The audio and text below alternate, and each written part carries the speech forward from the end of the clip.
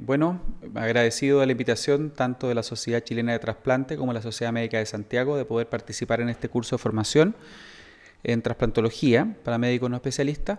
Mi nombre es José Luis Rojas, soy médico internista y desde el 2010 soy el coordinador nacional de trasplante del Ministerio de Salud y la idea es que he sido invitado para, en esta primera clase, plantearles la donación de órganos desde la mirada del modelo chileno y cómo se ha ido instalando este tema dentro de la problemática sanitaria del país.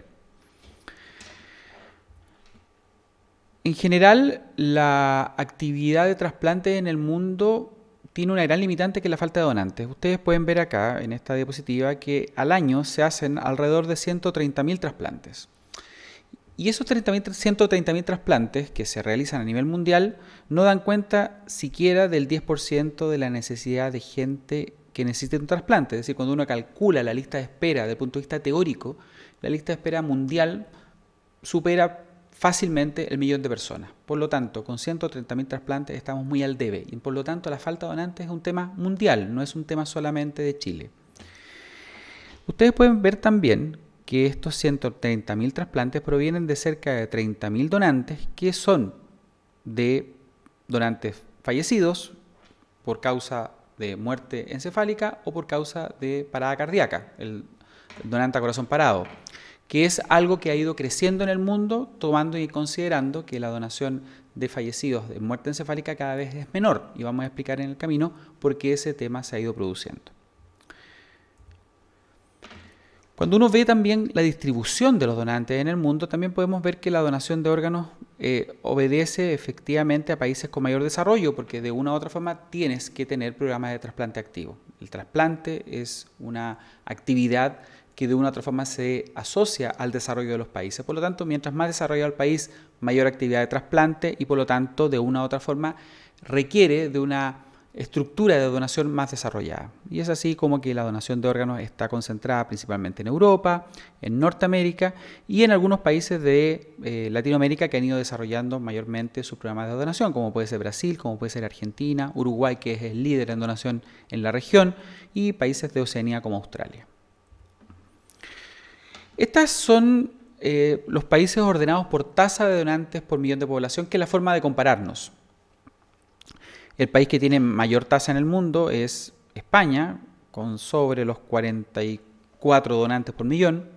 Y en segundo lugar, Croacia, con cerca de 43 por millón. Y eso es súper interesante, porque de una u otra forma, un país como Croacia, pequeño, relativamente pobre para el concepto europeo, efectivamente ha logrado tener tasas de donación similares al líder mundial que es España. Y eso pasa principalmente porque Croacia se comprometió a priorizar los programas de donación y de trasplante dentro de sus políticas sanitarias. Y eso es sumamente relevante y hace crecer efectivamente las diferencias entre los países. Mientras más prioritario sea el programa de donación y trasplante en el país, efectivamente los resultados son mejores.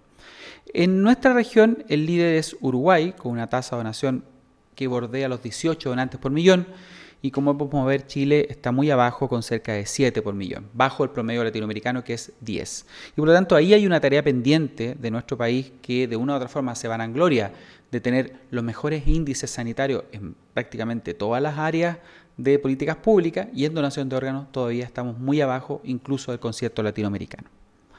Otra cosa interesante de este gráfico es lo que les comentaba. En azul están los donantes provenientes de muerte cerebral, y ustedes pueden ver que Croacia, el 100% de sus donantes proviene de muerte por criterio encefálico. En cambio, España ha tenido que sustentar sus 44 donantes por millón en un crecimiento progresivo de esto que está en rojo, que es el donante a corazón parado. Es decir, posparo cardíaco, un paciente se declara fallecido, se reanudan las maniobras de reanimación con el objetivo de mantener el latido cardíaco y después ese latido cardíaco se reemplaza por un dispositivo, circulación extracorpórea. Y eso tú puedes mantener órganos de forma artificial hasta la autorización de la familia y extraer los órganos ya no por diagnóstico de muerte encefálica, sino que con un paro cardíaco establecido y que se ha reemplazado la función cardíaca por una circulación extracorpórea. Es un sistema que tiene sus costos de implementación, pero que efectivamente es sumamente fácil de implementar, por ejemplo, con pacientes que realizan paro estando en el hospital o pacientes limitados de esfuerzo que no llegan a muerte encefálica y que de una u otra forma se puede optar por esta estrategia. En general el corazón parado está creciendo en el mundo, países como Bélgica, países como Inglaterra, España mismo, han ido sustentando cada vez más su programa de donación con el corazón parado. En Chile tenemos una limitante legal. Nuestra ley de trasplante establece claramente que para ser donante tienes que estar fallecido por condición de muerte encefálica. Por lo tanto, de una u otra forma, para poder desarrollar estos programas que en Chile sería factible de hacer, tendríamos que primero cambiar la ley y optar por una ley que dijera el día de mañana que todo paciente fallecido puede ser donante y no dejar la limitante al fallecido por causa encefálica. Ahora, cuando uno analiza los países y las diferencias, efectivamente, España, Croacia, que aquí España aparece con 36, pero estamos hablando que España ya superó los 44 por donantes por millón, está muy lejos del promedio europeo. Primera gran cosa. Segundo, cuando uno compara España, y uno puede decir, bueno, sí, pero el promedio europeo incluye muchos países con culturas diferentes, etcétera. Sí, pero España está muy lejos de lo que hace Inglaterra, de lo que hace Italia, de lo que hace Francia, que de una u otra forma comparten sistemas de salud similares, sistemas de salud, cobertura universal estatal, Producto Interno Bruto a salud más o menos similar. Entonces, hay algo que hace España diferente al resto de los países europeos que les hace ir mejor. Otra cosa, alguien podría decir, bueno, esto es un tema de recursos. Tenemos el modelo americano, que de una u otra forma es el modelo que con más inversión económica en donación de órganos, y vemos que tiene tasas muy inferiores al modelo español. Entonces, esto no pasa solamente por recursos, ni pasa tampoco por cultura. Volvemos a insistir, pasa directamente por cuál es el peso que tiene dentro de las políticas sanitarias el tema de la donación y los trasplantes. Anécdota. En el año 2010, en la crisis europea desde el punto de vista económico, España recortó todos sus programas prácticamente sanitarios, excepto el de donación y trasplante. De partida, el modelo español de donación y trasplante está dentro de las marcas España. Así como está el jamón serrano, está el modelo español como una marca que lo reconoce a nivel mundial. Entonces, ahí está el tema, es decir, España tiene un modelo de donación cada vez más exitoso porque de una u otra forma para ellos es prioridad 1 dentro de las políticas sanitarias existentes. Pero independiente de lo anterior, en general los países europeos que les va mejor y que han ido tomando el modelo español, toman una premisa básica del modelo español, que es considerar la generación de donantes, por ende la coordinación de trasplante, como algo que es parte importante del modelo de funcionamiento intrahospitalario. Es decir, ningún país europeo ni el modelo español conciben que la coordinación hospitalaria o la coordinación de trasplantes sea un modelo extrahospitalario. Es decir, es parte de las funciones propias del hospital, es parte del proceso de atención sanitaria. Si tenemos un paciente que llega grave con un TEC o con un accidente vascular y que efectivamente recibe toda la atención para salvar su vida y que no resulta y por lo tanto fallece, lo que sigue es la posibilidad de ser donante, es un continuo de atención. Cuando uno genera modelos extrahospitalarios, ese modelo continuo de atención se corta. El paciente es paciente, fallece y de ahí en adelante es una institución diferente la que se hace cargo. El modelo español ha conceptualizado que estas coordinaciones de trasplante tienen que ser intrahospitalarias, tienen que hacerse parte del proceso de atención continua del paciente y esa es la gran diferencia desde donde parte este modelo. Y por lo tanto, esto de tener coordinadores intrahospitalarios debiera ser la primera gran premisa desde el punto de vista de la gestión de modelos de donación en el mundo.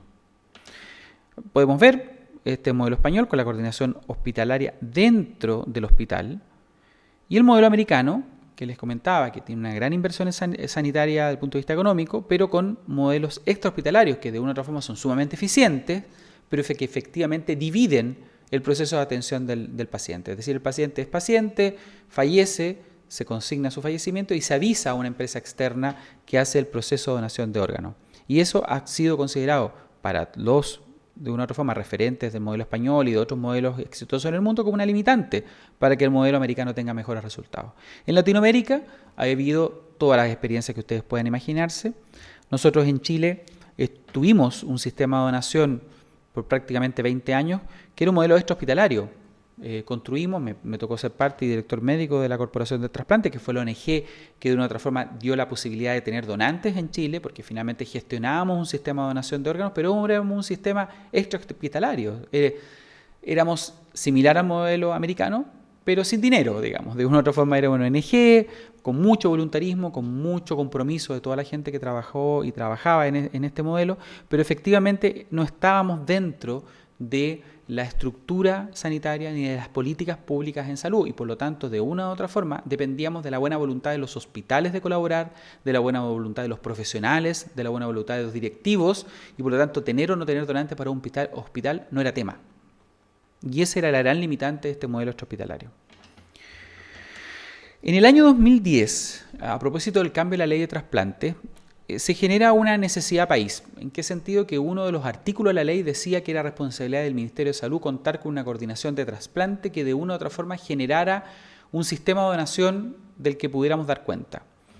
Y efectivamente se toma la decisión, a contar del año 2011, de que esta coordinación de trasplante efectivamente se hiciera cargo de lo que significaba la gestión operativa de la donación de órganos y por lo tanto tomara las funciones que hacía la ONG y las hiciera propias del Ministerio de Salud. Ese proceso de instalación duró entre el 2011 y el 2014 más o menos. ¿Y cuál fue la primera gran premisa? Instalar un modelo intrahospitalario. Si ustedes lo ven hoy, cómo se generó este modelo y cómo está funcionando hoy día, prácticamente la gran fuerza laboral, la gran fuerza y la gran potencialidad de este modelo tiene que ver con tener coordinaciones locales intrahospitalarias. Nosotros hoy día tenemos, ahí dice más de 60 cargos, ya vamos en los 70 cargos. De una u otra forma, da lo mismo los cargos, el número, sino que tiene que ver con que en cada hospital con capacidad de generar donantes debería existir una coordinación de trasplante responsable. Con mirada de servicio de salud, es decir, en los servicios de salud que tienen 2 o 3 hospitales de alta complejidad, la unidad de coordinación está en uno de esos hospitales, en el principal hospital de ellos, y que de una u otra forma se hace cargo de la gestión de los donantes en todo ese servicio de salud. Mejor ejemplo, algún servicio de salud de la región metropolitana, servicio de salud sur. La unidad de coordinación está en el Barros Luco, pero de una u otra forma ellos se tienen que hacer cargo del proceso de gestión de donantes del Barros Luco, del Ezequiel González Cortés, del Hospital El Pino, del Hospital Parroquial de San Bernardo, es decir, toda su área de influencia. Eso de una u otra forma transformó la donación de órganos en una función más del hospital. Y ese pequeño cambio efectivamente era la primera gran limitante del modelo de donación chileno, que de una u otra forma para el modelo de donación sanitario, o para el modelo sanitario de salud, la donación de órganos no era parte de sus funciones. Para los médicos que trabajaban en los hospitales, tener o no tener donantes no era tema. Para las metas de salud estaba claramente definido que había que hacerse cargo de las patologías GES, de las listas de espera, etc. Pero la donación no aparecía en ningún lado.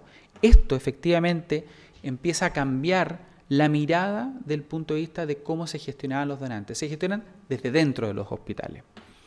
Efectivamente, desde el punto de vista operativo, estos coordinadores locales coordinan con un nivel central. Existe una central nacional telefónica, no son mucha gente, son 4 profesionales en cuarto turno, es decir, hay un profesional de turno que de una u otra forma recibe los llamados de todos los hospitales cada vez que hay un donante y este profesional coordina con los diferentes equipos de trasplante según las listas de espera que estén confeccionadas por el Instituto de Salud Pública. Nosotros a nivel central también tenemos 2 psicólogas que de una u otra forma están desarrollando todo lo que significa el tema de la comunicación de malas noticias, estandarizar cómo se comunica la mala noticia desde los establecimientos hacia las personas, humanizar la comunicación de la mala noticia. Y desde el nivel ya de la gestión somos 3 profesionales a nivel central, está el coordinador nacional y 2 enfermeras que trabajan conmigo, y de una u otra forma el coordinador nacional coordina también operativamente con estos coordinadores centrales desde el punto de vista, valga la redundancia, operativo 24/7 y por lo tanto el rol mío es estar de turno 24/7 coordinando que este sistema no tenga ningún tipo de conflicto. Otra cosa interesante, teniendo los coordinadores, fue cambiar la mirada de la detección de donantes.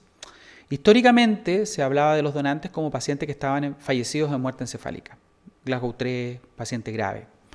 Y no, de una u otra forma, desde el año 2010, todas las coordinaciones mundiales se pusieron de acuerdo desde el punto de vista de qué íbamos a entender por potencial donante y posible donante. El potencial donante efectivamente es un paciente que ya está con diagnóstico por lo menos clínico de muerte por criterio encefálico, es decir, está fallecido desde el punto de vista clínico, faltan las pruebas quizás, pero desde el punto de vista clínico ya estamos en una situación avanzada, pero el posible donante es el que nos interesa. El posible donante es un paciente con daño cerebral grave, con pobre pronóstico y con una situación clínica de ingreso de máxima gravedad. Y eso se estandarizó y por lo tanto nosotros usamos que todo paciente con daño cerebral grave y que ingresa con un Glasgow de ingreso igual o menor a 7, efectivamente hay que seguirlo como posible donante, porque es un paciente de muy mal pronóstico que efectivamente en un 30% más o menos evolucionan a muerte por criterio encefálico.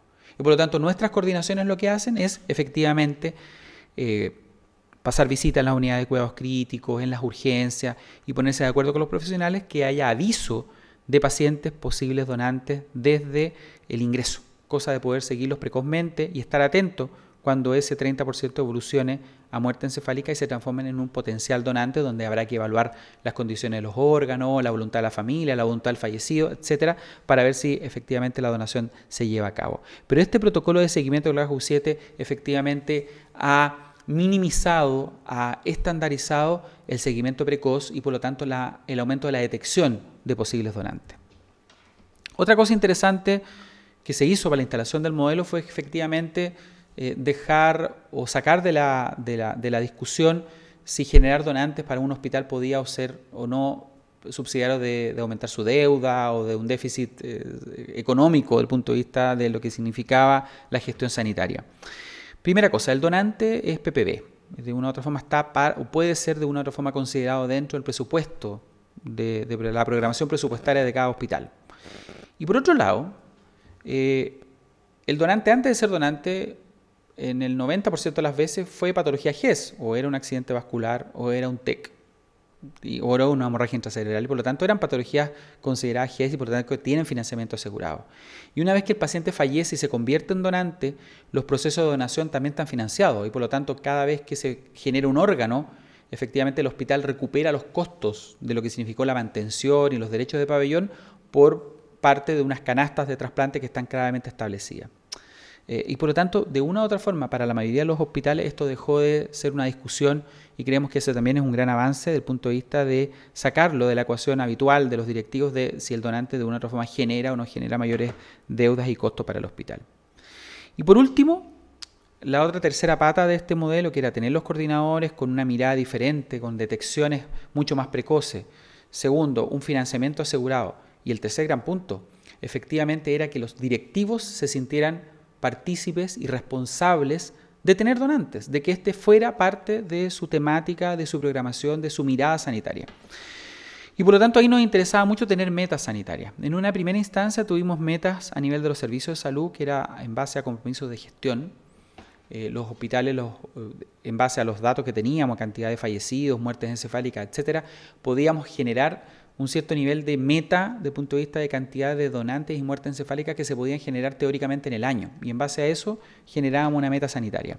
Lamentablemente, estas metas sanitarias que eran súper importantes porque se visibilizaba a nivel del directivo que era de una forma había prioridad de tener donantes y por lo tanto se hacían todos los esfuerzos para ver que las unidades de coordinación trabajaran mejor, etcétera, se eliminó en el año 2014-2015 y efectivamente no fue factible de instaurarlo todo el tiempo que uno hubiera querido con tal de consolidarlo como efectivamente o algo más visible, como una meta sanitaria establecida. Y vamos a ver lo que tuvimos que hacer en el camino para mejorar.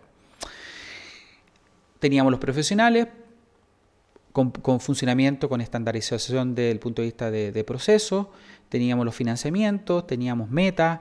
De una u otra forma estábamos instalando un modelo y ahí venía también estructurarlo de otra forma. Teníamos que revisar las coberturas económicas, modernizar las normativas, asegurar los sistemas de traslado. Hoy día prácticamente más del 50% de los donantes se generan fuera de la región metropolitana y hasta los años 2010-2011 prácticamente todos los traslados aéreos de los equipos de trasplante se hacían por voluntarismo, compromiso de la Fuerza Aérea y lógicamente hoy día en que insisto, más del 50% de los donantes son fuera de la región metropolitana, donde más del 60% de los donantes son multiorgánicos y por lo tanto se sacan al menos 2 órganos diferentes, efectivamente con voluntarismo hubiera sido imposible movilizar la cantidad de equipos que hoy día se movilizan a lo largo del país. Y por lo tanto, hoy día existen financiamientos presupuestarios establecidos para financiar traslado de aviones, traslado de equipos, traslados terrestres que efectivamente eran propios de la modernización de este modelo de donación y instalarlo como de una u otra forma un proceso de gestión establecido. Y por último, creo que una de las cosas más importantes que ha tenido esta instalación del modelo es que esto está todo informatizado. Este es el Sistema Integrado de Donación y Trasplante, o SIDOT, donde de una u otra forma toda la actividad de generación de donantes y de trasplantes está integrado acá. Desde que se genera un posible donante, desde que se empieza a seguir, el coordinador sube los datos al SIDOT. Entonces nosotros podemos saber en línea que el hospital de Arica está siguiendo un paciente que ingresó en tales condiciones el día de hoy. Y podemos ir viendo en línea qué está pasando con el proceso. Al mismo tiempo, cada vez que hay un donante efectivo, que la familia acepta, etcétera, que se cumplen todos los procesos, las listas de espera están integradas acá mismo. Por lo tanto, los órganos se ofrecen desde el sistema a los equipos de trasplante y se asignan según listas de espera también a nivel del sistema. Y por lo tanto, hoy el seguimiento de los trasplantes también se está cargando y por lo tanto el SIDOT hoy día es fuente de información de todo el proceso de donación, desde la generación del donante hasta la asignación de los órganos por listas de espera y posterior seguimiento. Por lo tanto, está dando o va a dar información muy importante desde el punto de vista sanitario el día de mañana. Vamos a poder tener información de calidad de nuestros trasplantes, de seguimientos, de complicaciones a corto, mediano y largo plazo y por lo tanto creo que esto de aquí a 5 o 10 años va a dar la posibilidad de gestionar políticas sanitarias con mayor conocimiento del que tenemos hoy día en cuanto a lo que significa la actividad de los trasplantes. Esta diapositiva la pongo adrede porque finalmente para todos los médicos que de una u otra forma y el personal de la salud es una de las cosas que habitualmente se escuchan y se dicen. Que bueno, nuestro sistema de donación de una forma privilegia a la gente de mayores recursos, ¿no? Porque siempre que sale un niñito que tiene dinero, se trasplanta. Primera gran cosa, cada vez que aparece un paciente en los medios, habitualmente es porque está en urgencia nacional, por lo tanto, se debiera trasplantar antes que el resto, porque de una u otra forma está muy grave. Pero esta diapositiva la puse expreso a propósito de un caso en el año 2015 donde se habló mucho de que había una chica que tenía muchos recursos y que se había trasplantado, literal, comillas, cita de Twitter, porque era cuica y rubia. Y creo que eso le hace mucho daño al sistema mantener ese tipo de polémicas que no tienen ningún asidero. Esto porque las listas de espera son únicas, el ISP por ley, ni siquiera por opción, es el encargado de manejar listas de espera, por tanto todos los equipos de trasplantes públicos y privados mandan sus pacientes al listado nacional y el listado nacional se ordena de una forma sumamente transparente y de una otra forma que deja muy claro que nosotros en Chile nunca hemos podido consignar un caso de tráfico de influencias ni de tráfico de órganos. Y esta diapositiva fue a propósito de ese caso que les comentaba, que yo hice el corte esa misma fecha, en septiembre del 2015. Y cuando uno cortaba en esa misma fecha, uno podía darse cuenta que cuando uno veía la lista de espera, más del 80% de la lista de espera era de pacientes FONASA, públicos. Y el 74% de los trasplantes que se habían realizado a esa fecha eran de pacientes FONASA, públicos. Y por lo tanto, tanto listas de espera como trasplantes representan la distribución habitual de los seguros en nuestro país. Por lo tanto, de una u otra forma, esto solamente para mostrarles que tanto la lista de espera como los trasplantes son transparentes en nuestro país. Y por lo tanto, hoy día no tenemos diferencias desde el punto de vista de cobertura o que de una u otra forma la gente solamente rica se trasplante. Entre el 2011 y el 2014-15 se instala este modelo, como les comentaba, y efectivamente en estos años tuvimos harta variabilidad y diría yo que nos estábamos estacionando entre los 120, 130 donantes. Lamentablemente, cuando ya en este proceso de instalación en que instalábamos los coordinadores, etcétera, sabíamos que había mucha variabilidad porque no todos los hospitales pudimos instalar las coordinaciones con toda la velocidad que queríamos, porque de una u otra forma el proceso de aprendizaje de las coordinaciones de esta nueva forma de mirar la donación fue un proceso lento, porque convencer a los hospitales que de ahora en adelante el tema de la donación era parte de sus funciones fue un tema complejísimo, porque los hospitales llevaban 20 años creyendo que este tema no les cabía ninguna responsabilidad. Pero de una u otra forma, cuando teníamos más o menos plasmado el modelo, lamentablemente los compromisos de gestión se eliminaron y para los directivos este tema dejó de ser relevante. Y ahí perdimos tiempo. Entre el 2014 y el 2015 ya teníamos el sistema armado, pero los trasplantes seguían más o menos estacionados. Lo que sí habíamos ganado es lo que les comentaba antes. Hasta antes del 2014, prácticamente el 60% o más de los donantes provenían de la región metropolitana. Años que hubo hasta el 73% de los donantes venían de la región metropolitana. Y por lo tanto las regiones que concentran cerca de 10 millones de personas, de habitantes, tenían muy poca presencia. Con la aparición de los coordinadores, con la aparición de coordinaciones en todos los hospitales de Chile, efectivamente ampliamos la cobertura y de una u otra forma empezamos a tener donantes donde no existían. Y se empezaron a desarrollar polos de desarrollo en regiones muy interesantes, lo que está haciendo hoy día Antofagasta, lo que ha hecho por mucho tiempo Chillán, lo que ha venido haciendo también Rancagua, lo que está haciendo Viña desde hace un par de años que lidera donaciones a nivel nacional, o Coquimbo, que en su momento también tuvo programas de desarrollo muy importantes, efectivamente hablan de que de una u otra forma las regiones también han ido asumiendo el rol que les corresponde. Entonces, cuando nosotros tenemos tasas de donación tan bajas, 7, 8 por millón o 10 por millón en algún momento, efectivamente todavía la donación sigue siendo un problema primariamente sanitario y no de la gente. Porque cuando tenemos poco donante, lo primero que se dice es que la gente es poco solidaria, es que hay que hacer campaña, es que hay que cambiar la ley. No, con tasas de donación tan bajas el impacto sigue siendo la poca notificación de posibles donantes desde los sistemas de salud. Y ahí los principales responsables son ustedes. Los médicos que estén en las urgencias, los médicos que estén en los intensivos, de pensar que un paciente fuera de alcance puede ser donante, de tratar de gestionar, de ubicar a la coordinadora que le corresponde, de derivar eventualmente el paciente a un centro de mayor complejidad con la idea de que sea posible donante. Eso se hace en Chile y la idea es que los médicos y los equipos sanitarios lo tengan cada vez más presente. Entonces, cuando uno lo dice así, alguien dice, sí, pero no es tan así. Sí, este gráfico es muy interesante. Estos son datos del 2013 que se publican en el 2014 en el newsletter Transplant Internacional que concentra todos los registros a nivel mundial de donación y trasplante. Y ustedes pueden ver una cosa muy interesante. Chile tenía en ese momento 7 donantes por millón. Argentina, el doble prácticamente, 13 donantes por millón. Con una negativa a la donación por parte de la familia, en base a las entrevistas familiares, prácticamente similar. Es decir, con países que tenían el mismo rechazo a la donación por parte de las familias que uno entrevistaba para solicitar donación, tenían tasa de donación prácticamente el doble argentina que la chilena. Entonces, aquí no pasaba por la negativa a la donación, pasaba directamente porque el sistema de donación argentino es mucho más eficiente en pesquisar posibles donantes dentro de su ámbito sanitario.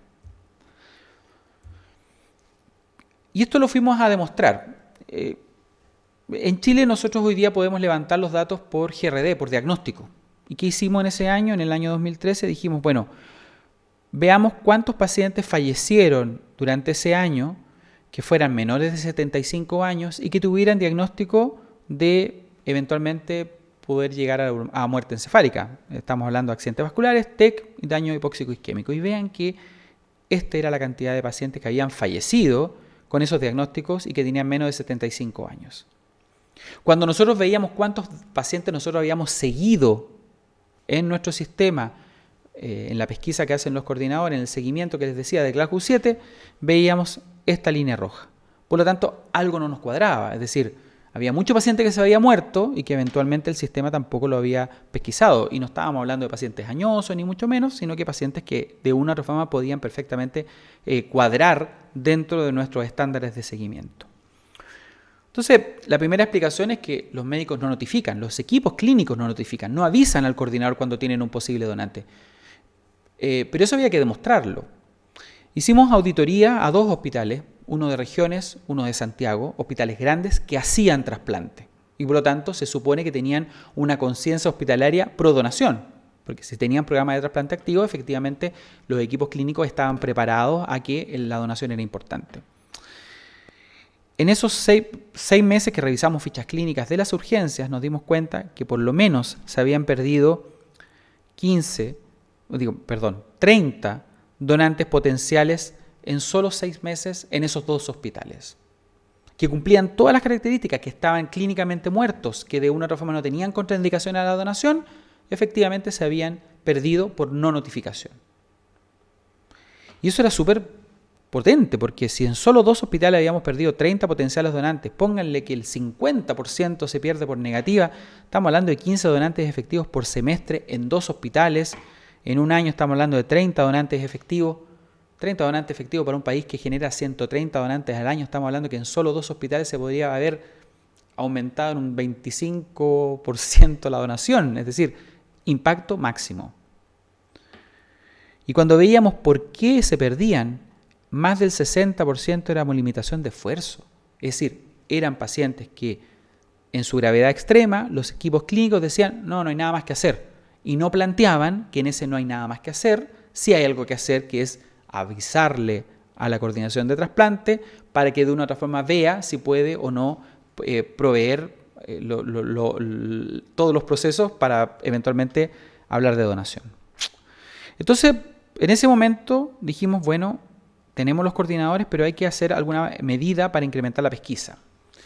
Y efectivamente había que volver a tener algún indicador que de una u otra forma los directivos los hiciera partícipe. Evitar la variabilidad, es decir, recuperar la región metropolitana que había bajado un poco, pero manteniendo la actividad de las regiones, y poner mucho énfasis en la comunicación de malas noticias. Por eso se crea esta unidad de psicología en nuestra coordinación nacional, con un tema largoplacista. Nosotros queremos que de aquí a 10 años la comunicación de malas noticias de los equipos clínicos esté tan estandarizada que todos comuniquemos más o menos igual, cosa que de una u otra forma no haya tanta variabilidad y después de eso hablar de donación no sea tan complejo. Pero eso es un sistema que va por la misma línea de la humanización de los intensivos, es decir, va a una línea más macro, pero que de una u otra forma lo partimos desde la coordinación nacional. Entonces, para incrementar la pesquisa pusimos un indicador diferente y hoy, a contar del año 2016, logramos incluir dentro de los indicadores de los directivos, con lo que miden la gestión de los directores de los hospitales, un indicador que lo que busca es la relación entre los pacientes fallecidos en la urgencia y cuántos de ellos fueron efectivamente seguidos por la coordinación local de procuramiento. Entonces eso, efectivamente, como de una u otra forma los médicos de la urgencia no tienen cómo prever cuántos de los pacientes que ellos eventualmente están manejando muy mal, muy graves, pueden ser posibles donantes, obligaría a que notificaran todos los pacientes, porque finalmente no saben cuántos de ellos efectivamente van a evolucionar mal y van a poder ser donantes. A contar del segundo semestre del 2016 se implementó este indicador y efectivamente el año 2016 subimos un poco, la tasa subió sobre los 7, pero el impacto mayor, la edad de nuestros donantes sigue siendo una edad relativamente baja. Piensen que más de 60 años tenemos alrededor de un 10, un 15%, un 20%, no más que eso, es una población todavía joven, pero el promedio de edad ha ido aumentando. Es decir, hoy día ya tenemos nuestro promedio de edad sobre 50 años. Es decir, nos está pasando lo que les pasa a los países desarrollados. Poblaciones cada vez más envejecidas, donde el accidente por tránsito y el TEC es bajo, porque tenemos normas más estrictas de tránsito, porque los niñitos usan silla en los autos, etc. El TEC se mueren menos y por lo tanto nuestra muerte encefálica primordialmente es de accidentes vasculares, que son pacientes mayores y por lo tanto esto le está pasando a todo el mundo. Pero les comentaba, el mayor impacto fue el año 2017, subimos prácticamente a 170 donantes, eso hicimos 450 trasplantes, estamos hablando de una tasa que por primera vez llega por sobre los 10 por millón. Entonces uno se pregunta ¿qué cambió? Bueno, esto siempre es multifactorial. Hay cosas interesantes. Esto es el número de seguimiento de Glasgow 7. Vean la gran variabilidad que había al principio, a contar del año 2015, cuando las coordinaciones de trasplante ya se estandarizan, cuando las coordinaciones de trasplante se hacen más estables, cuando el modelo se empieza a sentar efectivamente, estos números de seguimiento se hacen mucho más estandarizados. Esos seguimientos hay que aumentarlos. Efectivamente, hoy día falta mucha notificación, pero por lo menos las coordinaciones están trabajando en forma más cohesionada. Pero sí fue interesante que a contar del indicador, la curva de donantes efectivos por mes subió de ahí en adelante siempre por sobre 10 donantes por mensuales. Es decir, ¿qué nos pasaba antes? Que había meses que teníamos 15 donantes, otros meses cerca de 20, al mes siguiente teníamos 1, 4, 3, había mucha variabilidad. A contar del año 2016 esa variabilidad se acabó hasta diciembre enero de este año, que vamos a ver lo que pasó. Y si uno ve la curva también de los donantes efectivos, que es la que veíamos recién en amarillo, pero la correlacionamos con las muertes encefálicas notificadas, efectivamente mucha variabilidad de muertes encefálicas, y vean cómo la curva se va desplazando hacia arriba, y prácticamente desde la precisión del indicador nunca más tuvimos menos de 20 muertes encefálicas notificadas por mes. Eso efectivamente habla mayor pesquisa precoz, mayor notificación, efectivamente mayor eficiencia del sistema. Las campañas, como le digo, esto es muy multifactorial. Efectivamente las campañas, el año pasado tuvimos muchas campañas, la más importante fue la de Mega, pero efectivamente todas las campañas lo que han ido también es homogeneizando el mensaje.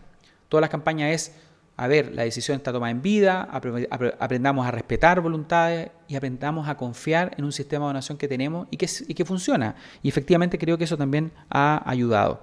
Si uno ve, la negatividad familiar ha tendido a disminuir en los últimos años, 51% el 2016, 45% el 2017, efectivamente disminuyó mucho, pero 6 puntos porcentuales no explican el aumento de los donantes por sí mismos. Contribuye, más aún cuando uno analiza el porcentaje de negatividad por mes, donde efectivamente, aquí está el 50%, que es el promedio, y vean que hay muchos meses por sobre el 50%, independiente que la campaña haya sido más o menos eficiente. Por lo tanto, de una u otra forma, no es una cosa tan lineal.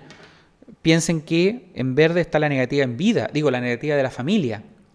Y si uno pensara que las campañas fueron tan eficientes, efectivamente la negativa de la familia debería ser 0, porque las familias estarían todas donando, y no ha pasado. Por lo tanto, aquí hay mucho de aumento de pesquisa, aumento de notificación, sistema mucho más armado y efectivamente un mensaje comunicacional y a la población de confianza. Y eso es lo que hay que trabajar. ¿Qué nos pasó este año? Este año nos pasó algo complejo. Empezamos a disminuir desde diciembre en adelante prácticamente, hasta marzo, donde ha ido disminuyendo progresivamente el seguimiento de la Q7. Y tiene que ver con esto. La Contraloría General de la República en diciembre nos notifica que, analizando la ley, sería ilegal que a una persona que está inscrita como no donante le preguntemos a la familia y que la familia contravenga esa voluntad. Y eso efectivamente para nosotros fue un balde de agua fría, un balazo a los pies, porque finalmente hoy día en Chile hay 4 millones de chilenos inscritos como no donantes. Muchos de ellos conversan en familia el tema, muchos de ellos le transmiten a la familia la responsabilidad de el día de mañana donar sus órganos porque sienten que fueron inscritos como no donantes, ellos no saben por qué, o se arrepienten de esa voluntad, etc. Y al no poder transmitir a la familia como garante, esto va contra todos los principios internacionales. En todo el mundo la familia es garante de última voluntad, pero en Chile generó este cambio de escenario. Estamos hoy día viendo que hay que modificar, ya sea una modificación legal express o alguna forma de afrontar, pero esto ha generado un problema. Vean cómo las muertes encefálicas se fueron a pique en los últimos meses, y principalmente porque estamos descartando muchos pacientes a priori, y los descartamos principalmente porque estaban inscritos como no donantes. Piensen que en el mes de marzo prácticamente casi el 30%, casi el 35%, casi el 40% se descartó solamente porque estaba inscrito como no donante. Por lo tanto, es impensado poder aumentar la donación porque el universo de posibles donantes y de muertes encefálicas cada vez va a ser menor. Y lógicamente los donantes efectivos también han ido cayendo progresivamente. Para ir terminando, él es Rafael Matesanz, es el creador de Modelo Español, fue director de la ONT prácticamente 20 años, jubiló hace muy poco. Pero efectivamente él dice 3 o 4 cosas del modelo chileno que son premisa para todo. Las leyes por sí mismas no hacen los cambios. En Chile se pensó que cambiando la ley íbamos a aumentar explosivamente la donación, se vio que no era así. Las campañas efectivamente convencen al que ya está convencido. Cambiar cultura de confianza solamente por una campaña no pasa. Lo principal tiene que ver con tener organizaciones que se encarguen del sistema de donación de órganos, que sean cada vez más fortalecidas, más potentes y con más capacidad de gestión de todo el proceso. A la sociedad hay que transmitirle confianza, y la mejor forma de transmitirle confianza es tener un sistema de donación que sea cada vez más eficiente. Tengamos más donantes, que los trasplantes se hagan cada vez más frecuentemente, que los trasplantes tengan financiamiento, que de una u otra forma cada vez hagamos mejor la pega. Haciendo mejor la pega, la gente confía más. Y cuando confía más, dice, yo vivo en un país donde los trasplantes funcionan, por lo tanto, dono. Es así de simple. Y por lo tanto, ¿qué tenemos? ¿Y cuál es nuestro desafío? Tenemos un modelo que se instaló y que pudo demostrar que se podía tener más donantes. Y por lo tanto, lo que tenemos que seguir es viendo cómo podemos fortalecerlo, principalmente poniendo énfasis en que la notificación sea cada vez algo más frecuente. Es una obligación legal, la ley de trasplante lo dice, que todo médico enfrentado a una persona en estado potencial de muerte encefálica, igual protocolo Glasgow 7, notificar al centro de extracciones más cercano. Por lo tanto, es obligación de todos ustedes, cada vez que el día de mañana se vean enfrentados a un paciente que pudiera estar en estado potencial de muerte encefálica o que esté muy grave, notificar a su unidad de coordinación. Si la unidad de coordinación verá si el paciente se contraindica, si no está en las condiciones para manejarlo, si no hay cama en la UCI, ese es otro tema.